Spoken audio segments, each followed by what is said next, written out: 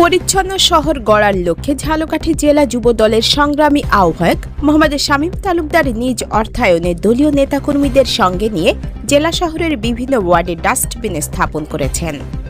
ঝালকাঠি শহর ঘুরে বিস্তারিত জানাচ্ছেন মোল্লা শাওন।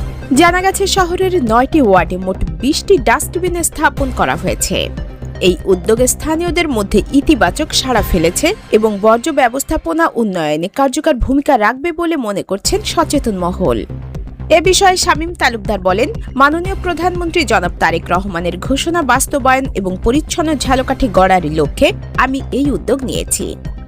পাশাপাশি বিএনপির চেয়ারম্যানের উপদেষ্টা ডক্টর জিয়াউদ্দিন হায়দারের পরিকল্পনা বাস্তবায়ন করার জন্য ঝালকাঠি পৌরসভার নাগরিকদের সুস্বাস্থ্য নিশ্চিত করা আমাদের দায়িত্ব। একটি সুন্দর ও মডেল পৌরসভা গড়ে তুলতে সবাইকে এগিয়ে আসতে হবে।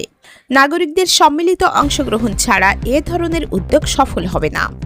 পৌর শহরের স্থানীয় বাসিন্দারা জানান, এ উদ্যোগ শহরের পরিবেশ রক্ষা ও সচেতনতা বৃদ্ধিতে ইতিবাচক ভূমিকা রাখছে।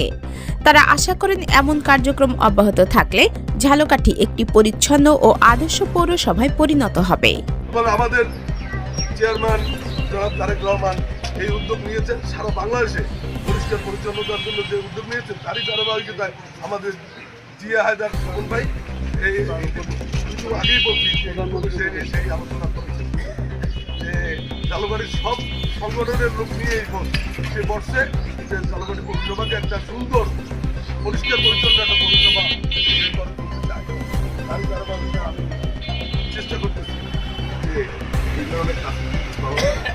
ধন্যবাদ। দৈনিক যায় যায় বেলা, সত্যের সন্ধানে সারাক্ষণ।